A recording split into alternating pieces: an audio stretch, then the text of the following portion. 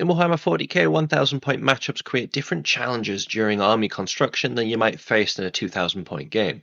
Smaller forces and limited numbers can make it even more risky putting too many points into one unit, and you find yourself picking and choosing which epic hero to bring along more agonizingly. Most factions will need to sacrifice something that would typically bring them competitive legs in 2000 point games, and it creates more urgency around those fewer units on the tabletop. In this video, I'm focusing on incursion games for Warhammer 40,000, creating both an optimized list for competitive play and a fun thematic list for casual games with snacks. Let's see who makes the cut in these smaller scale armies. Welcome to my mini Grimdark.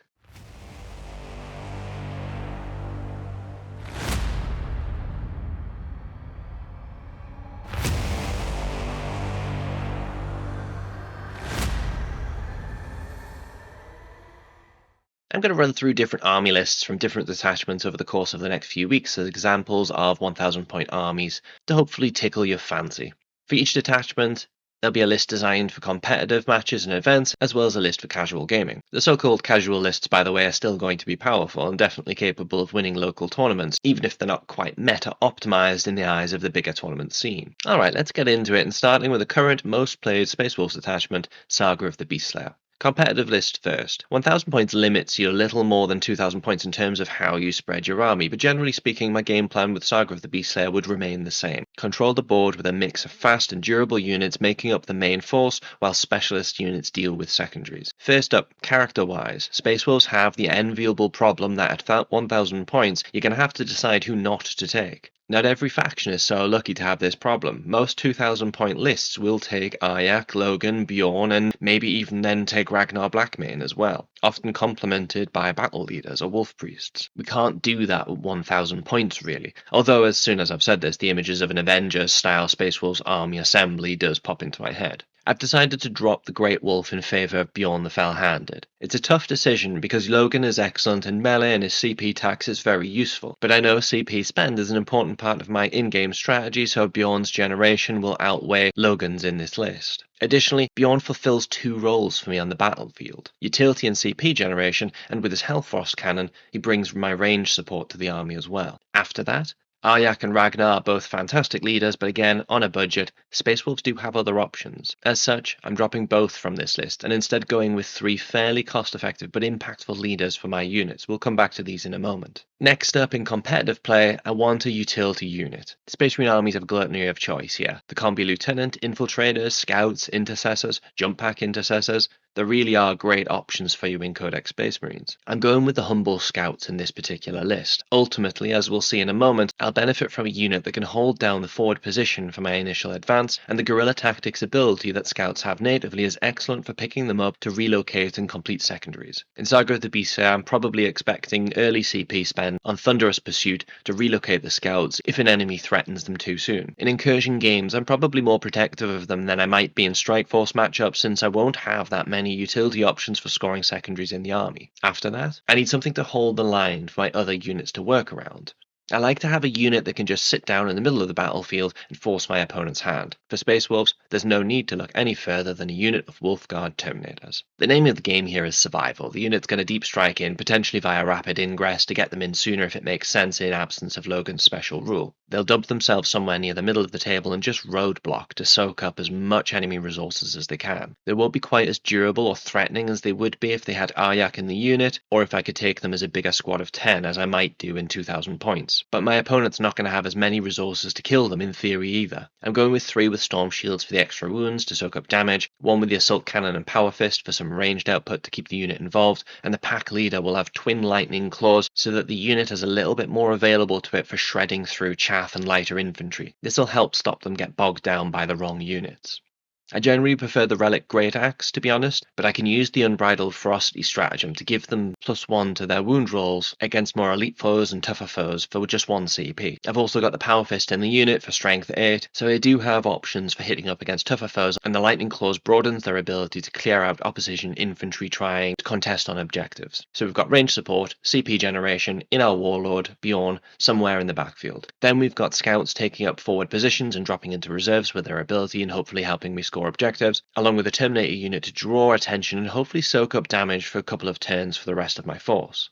Ultimately, I need a pair of units that can get forward and just lay into the opponent. I'm going to go with 2 units of Blood Claws at 135 points each, along with a battle leader armed with a Thunder Hammer and a Storm Shield in one, probably a Thunder Hammer and a Plasma Pistol in the other. Dealer's choice. The war gear choice of your battle leader won't make much difference really, but I do like the Thunder Hammer, so it gives them a bigger hitter in there. Each of these units has a load of attacks, and they're going to get sustained hits 1 and reroll of 1s to hit against everything. Once you've completed the Saga, you'll get lethal hits stacking with both of these. Bloodclaws love battle leaders in Saga of the Beastslayer, and this is a relatively cost-effective way to get 2 units on the tabletop that are happily capable of clearing out infantry. Again, you've got Unbridled Ferocity to give them more on their wound rerolls if that's going to make a difference. You've also got Impetuosity to surge the unit d6 inches if they take a casualty to shooting. It's a good one in the early game to hopefully sneak them forward a touch and get them into cover or close the gap with the enemy. These units are going to do exactly as you expect them to. They're going to get forward fast and do as much damage as possible before they die. They'll be key for taking out enemy infantry units off objectives and dealing damage. For under 200 points apiece, each of these units with their leaders can cause a surprising amount of damage. Just be aware that if your opponent squeezes elite infantry killing firepower into the list, Bloodclaws aren't exactly bulletproof.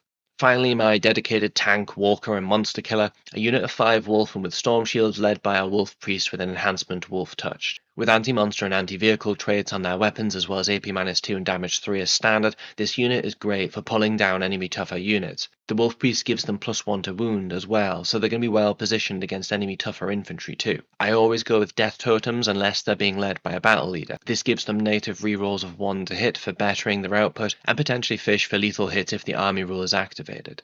They're a contender for all of the previously mentioned stratagems, and against some opponents, I might start them in reserves to come in after the first turn. It's a little risky because they don't have any ranged output, but you'll find in 1000 point games there's a little bit more space on the tabletop to get them into a position where they can still get in on the action nice and quickly against the foes they want to target. This is usually my strategy against knights or armed with big guns like Tau. Board control is a bit harder for smaller games on bigger tables, but if you're using the current mission decks, you'll find that the objectives are closer together, and as a result, you won't need to control the entire board. You're playing on a board within a board, so I'd focus on controlling much of this as you can. Terminators in the middle of it all, Wulfen and Bloodclaws looking to break into the opposition third, with Bjorn holding down the rear and scouts being wherever they need to be to score points. You really are trying to activate your army rule. Lethal hits makes your Bloodclaws much scarier with all those sustained hits reroll 1's attacks. I'm always sure to tally up how many keyword kills I need at the start of the battle to fulfill the Saga, and Bjorn's big gun can be pointed at enemy transports and range supports to get the tally up as quickly as possible. He's surprisingly durable, and in this size matchup, your opponent probably doesn't have a ton of ranged threat for him early on. Wulfen, of course, are great for taking out tanks and monsters as well. You could straight up swap the scouts for a combi lieutenant.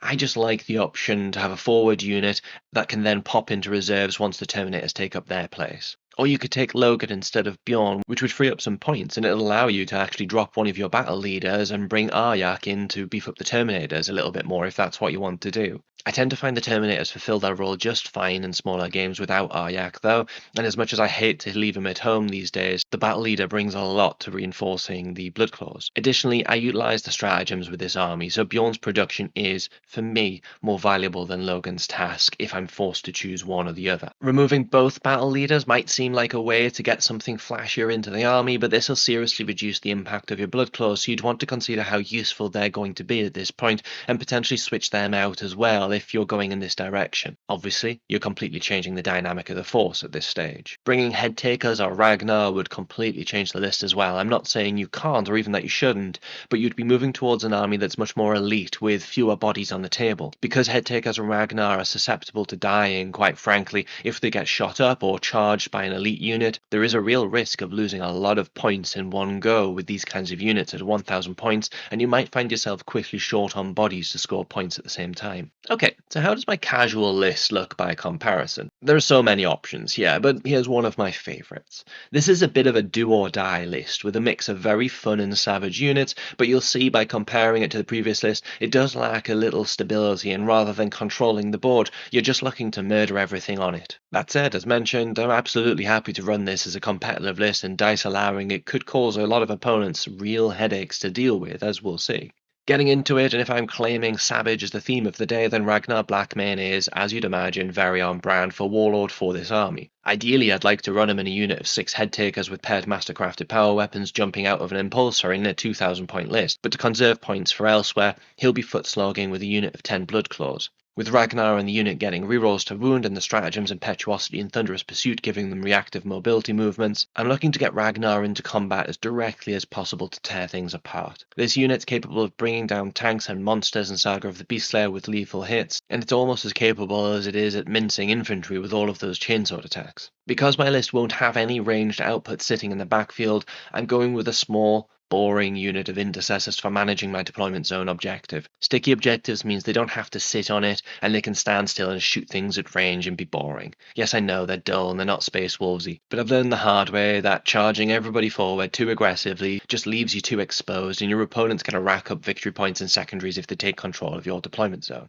Anyway, I promise I'm going to redeem myself in a moment. Firstly though, another unit of blood claws, this time led by a battle leader. See previous list for the reasoning here.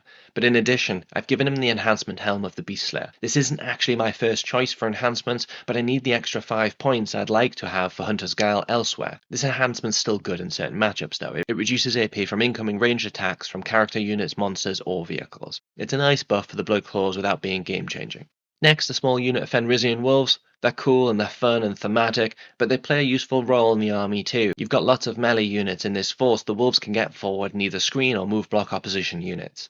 They'll die pretty quickly, but then you get to go on a John Wick style rampage against the enemy unit that killed them, so that's fun too. Speaking of rampage, let's look at the remaining units together. A Wulfen Dreadnought and a unit of 10 Wulfen with storm shields led by a Wolf Priest. This is the do or die in your army. I've gone with the Great Axe and Blizzard Shield loadout for the Wulfen Dreadnought. It gives you a sweep and a strike profile in melee, and the shield makes it a bit more durable with a 4+ invulnerable save. Bestial Rage means that if your opponent does wound the thing, it surges forward d6 plus 2 inches towards the nearest enemy unit. Really useful early in game. Its Great Axe is a little variable, and it's not quite Murderfang caliber, but it's definitely going to enjoy tearing chunks off tough infantry units, tanks, and monsters. And he won't be alone. The 10-strong Wulfen with Storm Shields unit is going to be charging alongside their big walking tank brother, and the Wolf Priest, as per the previous list, boosts the melee efficiency, amplifying this big unit. The invulnerable saves and numbers will make the unit trickier to dispatch with ranged firepower in one go as well, so healing bombs is going to be useful for returning a Wolf Marine back to the table each command phase. And the Wolf Priest activates Curse of the Wulfen, meaning that all of these models can contest objectives if they're within 12 inches of him. It's not their main purpose, but in smaller 1,000 point games this could be important if they massacre their way into the opponent's third of the table, for example. You could upgrade the Wulfen Dreadnought to Murderfang easily enough, just ditch Helm of the Beastslayer off the battle leader. I actually like the Wulfen Dreadnought in 1,000 point games though, since it has access to its invulnerable save, so this is a conscious decision from me rather than just the one I could afford. If you want to go wild, and everybody would respect you for doing so, you can drop the boring, dull intercessors and the battle leader along with his enhancement, and nab yourself a second Wulfen Dreadnought. You'll almost certainly lack a home field utility unit, but maybe you won't notice that over the whimpering of your opponent as you chew through and remove their beautifully painted elite units from the table. As mentioned, I'd ideally like to give the battle leader the Hunter's Guile enhancement for redeploying your Bloodclaws or Wulfen, but you can't quite sneak it into this list anymore since Ragnar's points increase at September, curse on your houses, Games Workshop. If you tweak things a little bit and do have 5 points spare, switch the enhancement over. Hunter's Guile is great for this list. That big block of Wulfen is scary and your opponent's probably going to deploy to counter them. With the enhancement, you'll have the option to move them, Ragnar's unit and the battle leader's unit, even placing any of them into reserves at the end of the deployment stage if that's what you want to do. Great bait and switch. Also, make wolfy noises when you do all of this to really pile on the psychological warfare.